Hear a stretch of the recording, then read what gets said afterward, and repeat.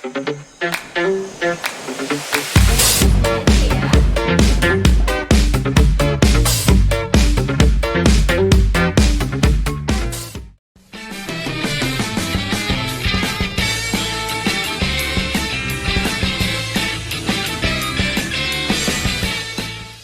guys, balik lagi di Biru Bincang Seru bersama aku Fitri dan rekan Aku Rosdiana. Oke, kali ini kita ngebahas tema tentang apa nih, Ros? Tentang kesehatan bayi. Bener banget. Nah, apa sih yang kamu tahu tentang bayi nih? Bayi itu menurut aku impian para orang tua yang sudah menikah. Bener banget. Karena kalau ngeliat bayi tuh kayak lucu banget gitu nggak sih? Pasti Gemes banget. setiap pasangan tuh pengen banget gak sih punya bayi yang lucu gitu kan? Gemes. Iya, bener banget. Yang sehat pun juga. Oke, nah kali ini tuh kita bakal ngebahas tentang kesehatan bayi, di mana mungkin ibu-ibu, para calon ibu muda atau calon ibu-ibu tuh pasti kayak pada penasaran sih apa aja gitu ya mengenai kesehatan bayi, bener kan? Banget. Iya. Oke, Kita tuh nggak sendirian loh. Jadi nanti ada narasumber yang bakal ngasih tahu nih gimana cara mengatasi kesehatan bayi yang sudah lahir gitu, yang masih balita gitu. bener banget. Dan narasumber kita itu keren banget loh guys. Kita langsung aja panggil narasumber kita yaitu Ibu Sri Priyatin.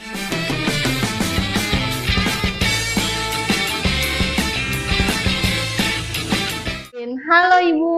Kita boleh tepuk tangannya. Ya, selamat datang Ibu. Selamat datang Ibu. Ibu udah berapa lama menjadi perawat bayi? Perawat bayi ya. Iya.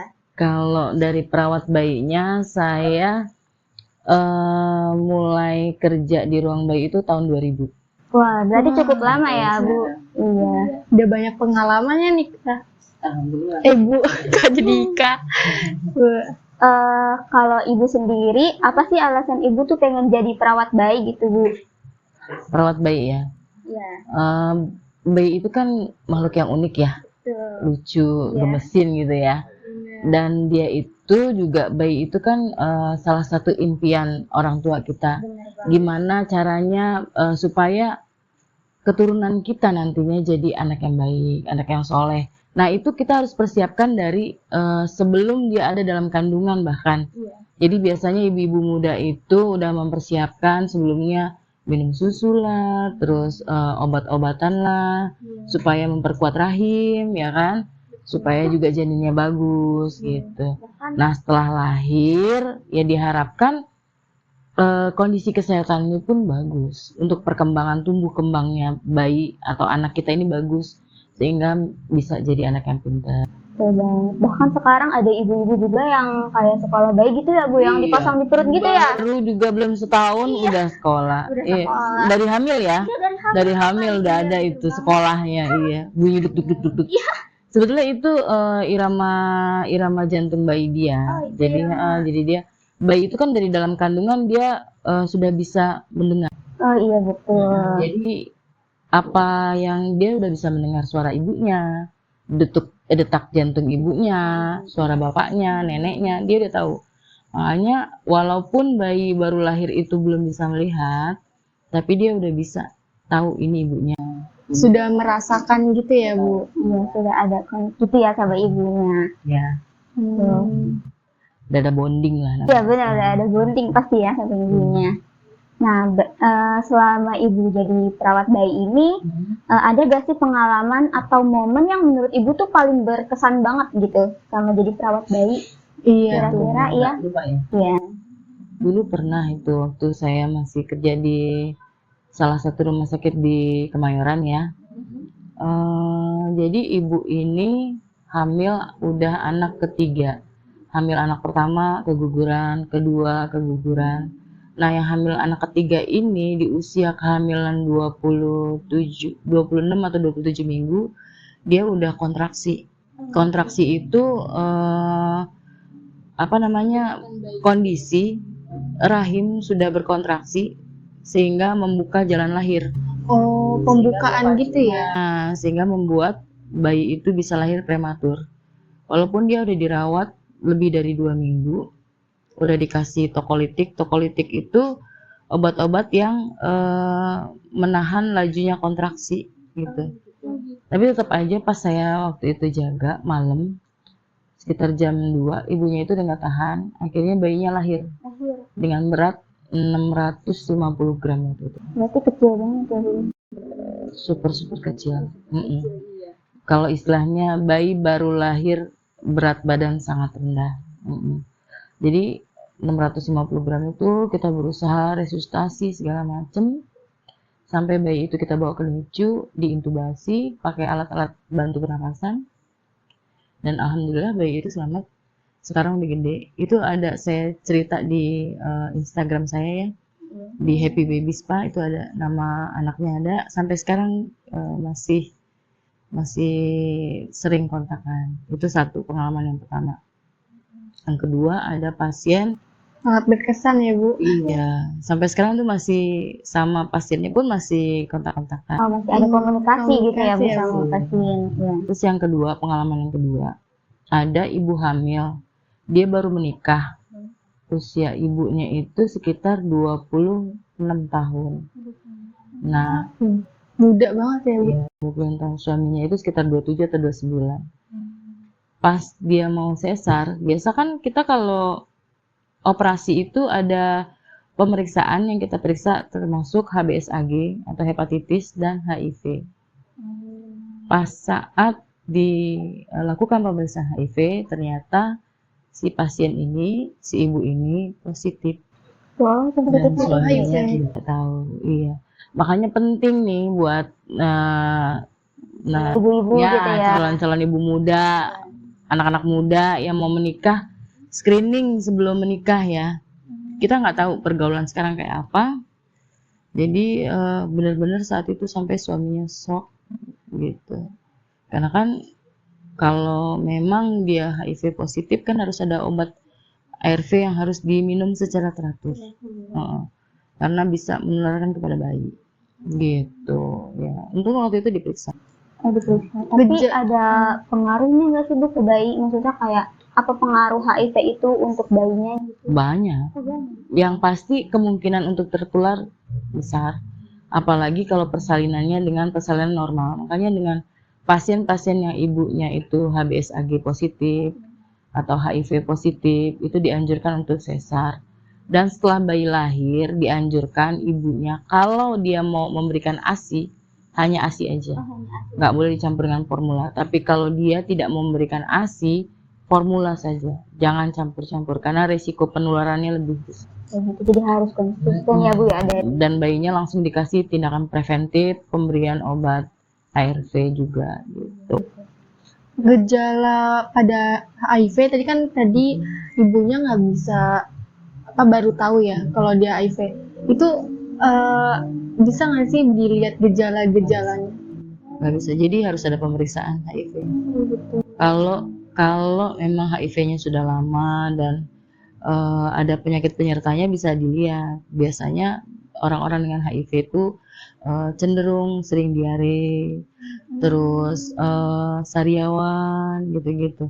Tapi kalau yang baru mula-mula terjangkit kan nggak tahu. Makanya penting nih buat calon-calon pasutri, ya kan, calon-calon yang mau menikah, untuk seberapa bucinnya kita sama pasangan kita tetap harus memeriksakan kesehatan sebelum pranikah. Betul banget. Jangan sampai jong. Iya, benar, jangan Harus sampai. menjaga diri ya, Bu. Nah, jaga diri, jangan lupa berikan yang terbaik buat pasangan kita. Oke. Saya tertarik nih, Bu, di yang pengalaman Ibu yang pertama nih. Kan Ibu bilang bayi prematur ya. Sebenarnya tuh itu kenapa ya bayi tuh bisa prematur, atau ada supaya pencegahannya gitu supaya bayi nggak prematur? Macam-macam sih, banyak ya faktor pencetusnya. Mungkin karena ibu kelelahan, atau mungkin memang ada bayi yang ibu dengan penyakit tokso segala macam, itu banyak pemacu. Atau bisa karena hipertensi pada kehamilan, sehingga bayinya harus dilahirkan segera, kalau tidak bisa membahayakan ibu dan bayi Ya, gitu-gitu. berpengaruh gitu ya Bu. Itu. Makanya penting buat kita perempuan nih ya, calon ibu, buat menjaga diri kita sebelum. Jadi kita mempersiapkan rahim kita untuk generasi kita nanti gitu. Sama minum tablet tambah darah juga itu pengaruh ya Bu? Semua ibu hamil dianjurkan untuk minum penambah darah. Supaya apa? Persiapan buat melahirkan nanti. Terus juga biasanya ibu-ibu dengan ibu hamil itu perlu zat besi lebih banyak. Gitu. Bu, penyebab melahirkan bayi secara sesar atau normal tuh apa sih Bu?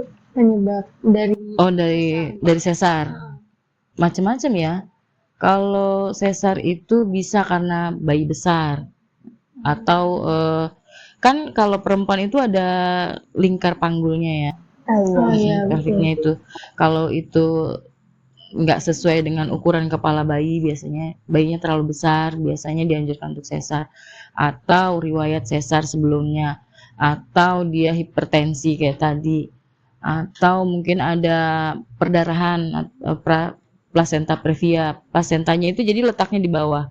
Jadi susunan bayi itu kan harusnya ketuban bayi baru plasenta. Nah, terkadang posisinya itu bisa berubah gitu. Itu saya pernah mengalami sendiri ya, pas anak keempat saya. Anak 1, 2, 3 kan lahir normal. Pas anak keempat ternyata saya mengalami plasenta previa totalis namanya. Jadi plasentanya itu di bawah, jadi yang keluar itu plasenta duluan. Dan itu terjadi perdarahan hebat. Nah, untuk ibu yang terjadi mengalami plasenta previa itu sangat dianjurkan untuk dilakukan operasi sesar. Karena kalau tidak dilakukan operasi sesar akan terjadi perdarahan yang mengakibatkan kematian pada ibu dan janin. Gitu. kalau kan aku kan pakai kacamata ya Bu. Jadi nggak harus. Bisa. Oh bisa ya. Bisa. Yang minusnya biasanya lebih tinggi yang tebel atau ditakutkan kan tekanan bola mata. Di saat kita melahirkan normal itu kan kita mengejan. Nah, saat mengejan itu tekanan bola mata itu akan meningkat. Gitu, ditakutkan akan terjadi kebutaan. Makanya ibu-ibu dengan minus yang tinggi gitu. Dianjurkan untuk sesar gitu. Tapi nanti bisa dilihat lagi sih. Biasanya sama objinnya, dokter kandungannya akan dilihat. Nah, pasti dicek lagi gitu ya Bu, siap melahirkan normal atau sesar gitu ya. Terus saya juga pernah dengar nih Bu, katanya kalau udah yang lahiran sesar, itu nggak bisa lahiran normal. Itu benar nggak sih Bu? Itu semua tergantung pasiennya ya, tergantung balik ke diri kita lagi. Yang jelas ada jeda waktu. Karena kan kalau sesar itu dibuka di insisi, itu namanya insisi, dibuka jalan lahirnya itu kulit per kulit kan. Dan kulit per kulit itu kita lapisan kulit itu ada beberapa kan.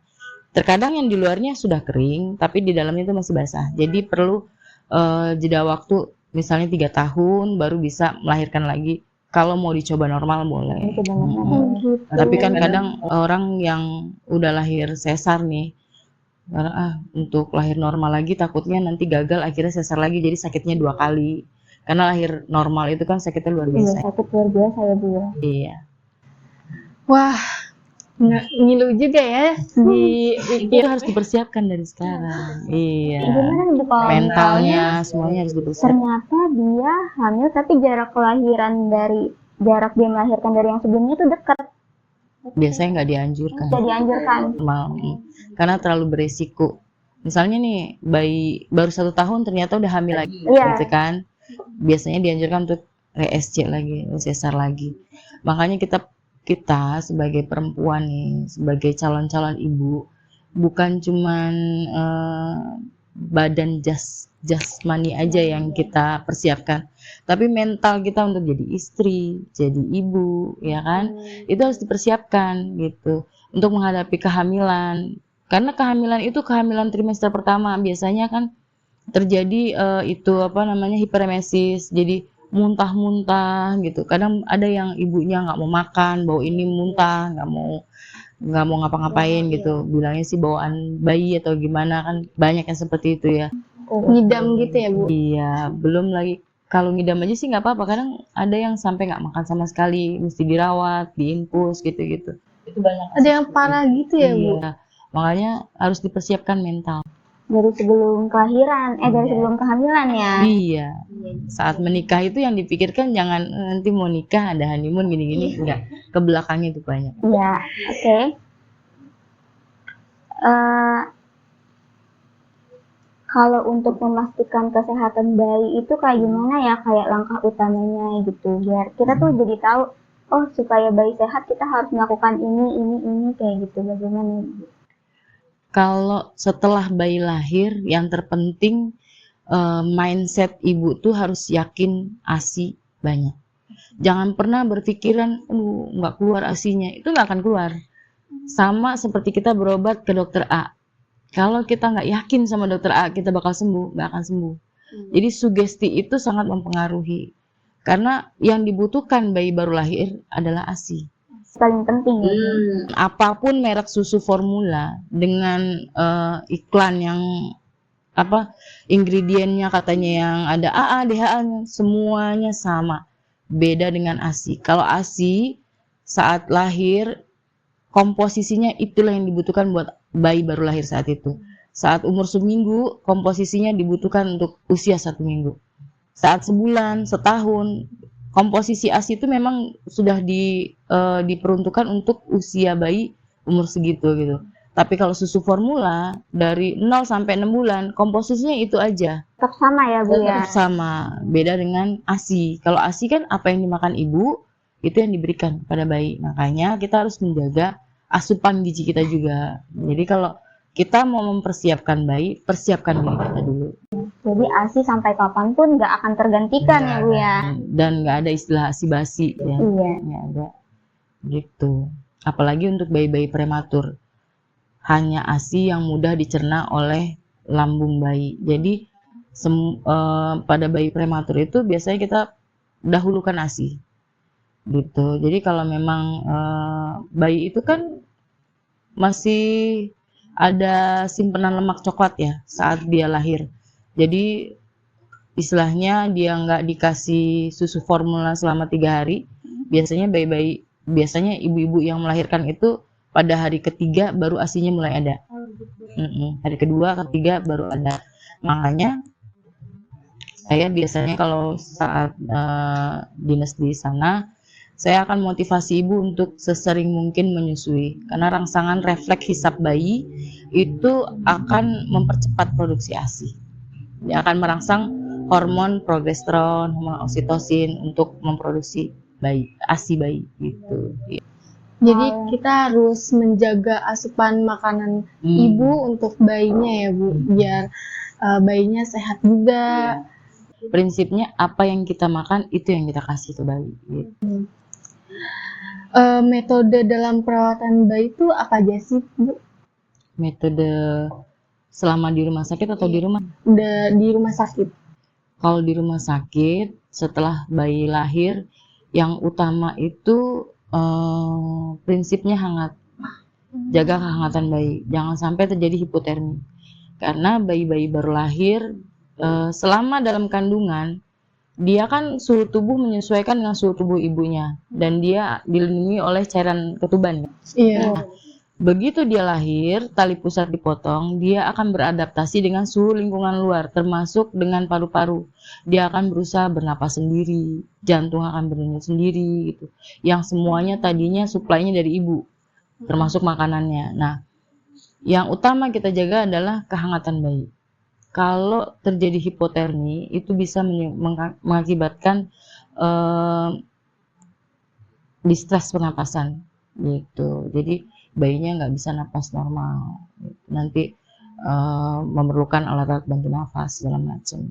Tapi kalau kita udah jaga kehangatan, kita rangsang dia untuk menangis gitu, kalau udah selesai perawatan bayi sehat seperti biasa, ya tinggal susui bayinya. Gitu. Jadi di rumah sakit udah punya tempatnya juga ya. Udah ada SOP-nya lah.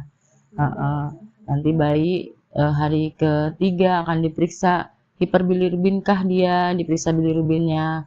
Kalau dia bilirubinnya tinggi akan disinar atau di blue light gitu. Kalau selama masih perawatan di rumah sakit. Tapi biasanya kalau di rumah kita anjurkan untuk dijemur matahari pagi gitu supaya tidak terjadi kuning pada bayi. Berarti kalau tiap hari ya Bu, kalau dijemur atau gimana? Boleh tiap hari, boleh. Biasanya sih kita anjurkan pada minggu-minggu pertama kehidupan bayi tiap hari minimal 30 menit, 15 menit atas, 15 menit belakang gitu supaya tidak terjadi kuning. Supaya itu ya menghindari hal-hal tersebut. Gitu. Nah, boleh diminum dulu Ibu minumannya. Aduh. Kita berbincangnya udah banyak banget ya.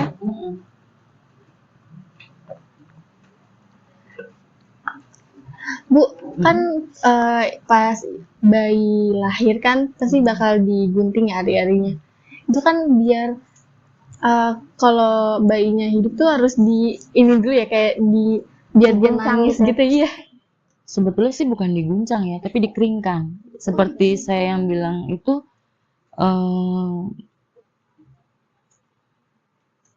yang harus dijaga pada bayi baru lahir itu prinsipnya hangat. Jadi kan waktu bayi lahir itu kan basah kan, terus masih terbungkus dengan lemak-lemak vernix caseosa namanya ya. Jadi begitu kita terima, tangkap, kita taruh di bawah infant warmer, kita keringkan sambil dirangsang taktil. Jadi diusap-usap, ditepok-tepok biar dia menangis. Karena kalau bayi tidak menangis berarti paru-paru tidak mengembang dengan sempurna. Nah, makanya dengan prinsip hangat itu diharapkan bayinya itu bisa nangis.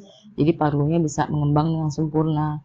Kalau parunya tidak mengembang, nanti butuh dikasih oksigen, perlu dikasih yang terparah, perlu diintubasi segala macam.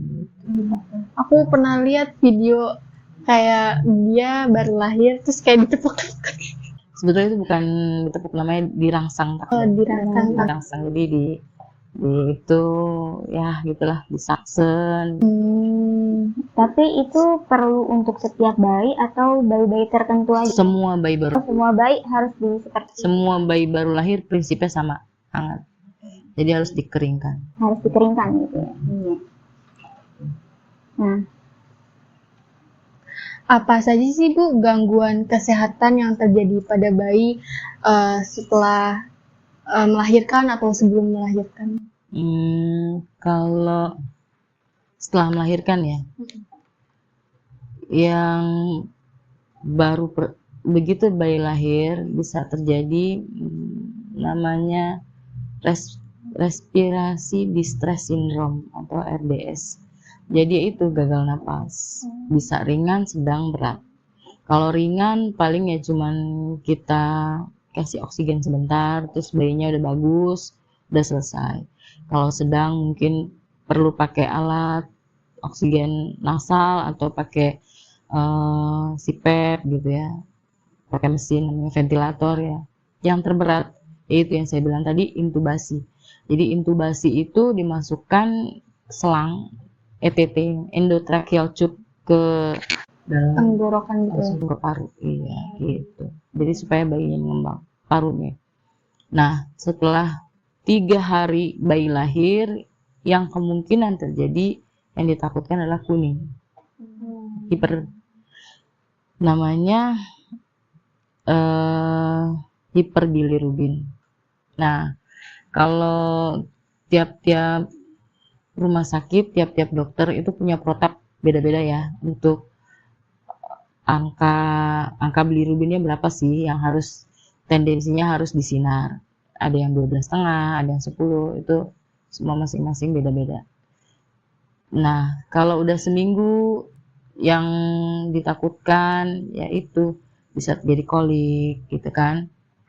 Kolik itu bisa penyebabnya banyak ya, bisa karena kembung, bayinya rewel terus menerus, atau mungkin kalau ibunya nyusuin nggak disendawain, atau memang bayinya emang sedang kolik gitu. Kalau supaya kita tahu tanda-tanda kolik itu apa ya Bu?